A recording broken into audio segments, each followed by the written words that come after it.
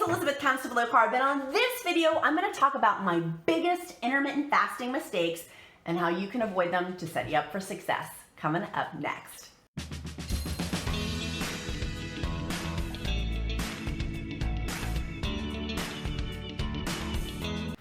Hey guys, it's Elizabeth, Countess of Low Carb. Welcome to my channel. If we don't know each other, hi, I'm Elizabeth. I am the Countess of Low Carb. I've lost 50 pounds through keto and intermittent fasting. Today, I'm going to give you my top 5 intermittent fasting mistakes that I've made and how you can avoid those on your weight loss journey.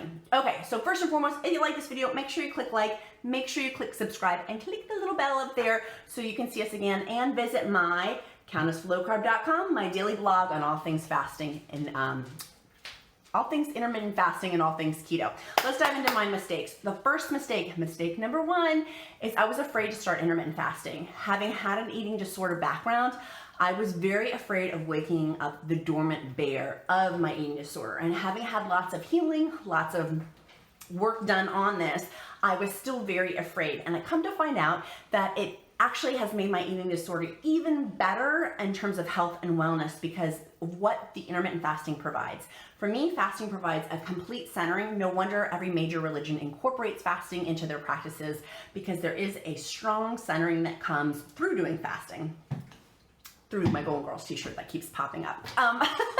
So through intermittent fasting, I was afraid. And so the mistake number 1 is don't be afraid. Know your body, but also figure out if the fear is a healthy fear or an unhealthy fear. For me, it wasn't coming from an unhealthy fear standpoint. I had accountability buddies to break past that fear to make sure I wasn't diving into unhealthy territory with my eating disorder past stuff. I broke past the fear, and now it's one of the best things that I've ever done for my weight loss journey and for wellness. Tip number 2 is the biggest mistake that I made was how I broke my fast. Now, if someone's doing a longer term fast, and Dr. Fung talks about this in his complete guide to fasting, I'm going to post that link in the description below. I love that book. That book to me is just as important. It's one of like my top 3 books that is life-changing for my life just because of the information Dr. Fung talks about for intermittent fasting. And when I reference intermittent fasting, I reference the daddy of intermittent fasting, which is Dr. Fung. So this is where I get my scientific information from, not like woo-woo theory stuff. It's from Dr. Fung. And one of the things he talks about is how you break your fast. He's since changed some of the information from his complete guide to fasting book. He said in the book that you could break your fast, and we're talking more than a 24-hour fast, but some people who are just starting may need this tip too for digestive issues. In his book, he recommends 1/4 cup of nuts 30 minutes prior to having a meal to help break the fast and ease your digestive tract back into working. Come to find out that the nuts make people's tummies hurt, and that leads to digestive, that's my friction, leads to digestive issues.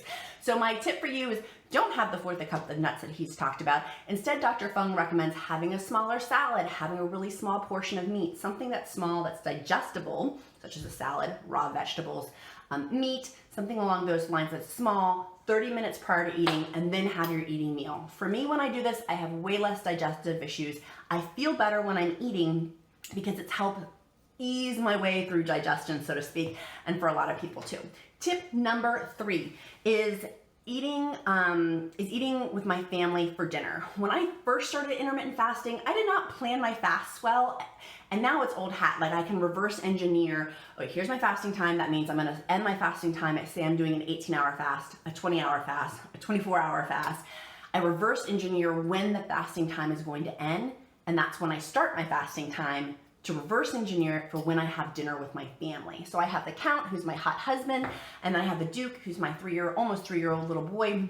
I like to have dinner with my family, so I plan to end my fast to eat dinner with them, and I structure out, looking at my planner, I use my planner and structure out the times of when we'll be having family time together for dinner. So that would be my tip for you is don't not eat during dinner with your family if that's something that's important to you. Some people that's not. For me, it personally was, and it was a mistake, and I felt like I was missing out on the party, so to speak. I was tardy for the party. When my family was eating dinner, I was not. Some days when I do my fast, like a 24-hour fast, it is completely unavoidable not to be able to eat with my family, but I will still make sure I get a coffee, a tea, something to engage in the socialness of figuratively breaking bread, so to speak. Tip number 4. It's along those same lines of having dinner with my family is Going out in social situations. Say we have a big family barbecue. We are celebrating someone's birthday. I do look at my schedule and I literally go on my Google Calendar and figure out in my planner when I'm going to eat and when I'm not going to eat. For my fast with social situations, same thing with the family dinners, but for social gatherings with friends. From my friends, I found that it makes some of them very uncomfortable if we go out to lunch and I'm not eating. So I've learned that I text them in advance, hey, today I'm gonna be fasting, I'm not gonna be having lunch, but totally please do feel free to eat. I will be having my coffee, tea, or water. Please enjoy your meal. I found that some of my friends makes them very uncomfortable if I'm fasting and they're eating at lunch and I'm just looking at them eating. So I do let people know in social situations, hey, I'm fasting, no big deal. For me, this is part of my wellness journey, and I give them a little heads up before I go into social situations.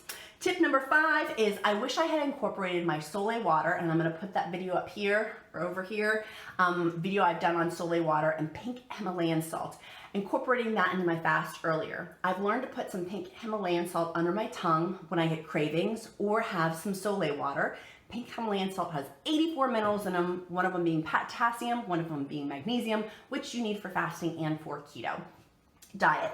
You need it in general, but you really do need to use extra for this way of life. So incorporating that in earlier, it helped with cravings, it helped ride past if I was having like mental hunger or if it was real physical hunger, my stomach started to make noises, it helped me ride through that, so to speak, by putting a little bit under my tongue. I also look like a little drug dealer with my little baggie in my car, my pink Himalayan salt, but I have little baggies everywhere in my pocketbook, in my car. Pink Himalayan salt, it travels with me because putting a little bit under my tongue, it helps ride through cravings. It helps if I'm having like a mental block because of the minerals, the 84 minerals in it. It's a really, really good source. Literally, Dr. Barry has talked about this before, and it's true because right over there is a cow pasture. Animals will walk miles to get to salt licks. Miles. We need salt in our bodies, and particularly pink Himalayan salt is so, so helpful. So those are my top 5 mistakes that I have made through intermittent fasting, and then if you don't do them, you will propel you further along your intermittent fasting journey. 1 is don't be afraid, but if you are afraid, have an accountability buddy to break through it. 2, what do you eat when you break your fast? For me, having a meal 30 minutes prior to breaking my fast tends to not lead to digestive issues. Tip number 3, which the Countess does not talk about those.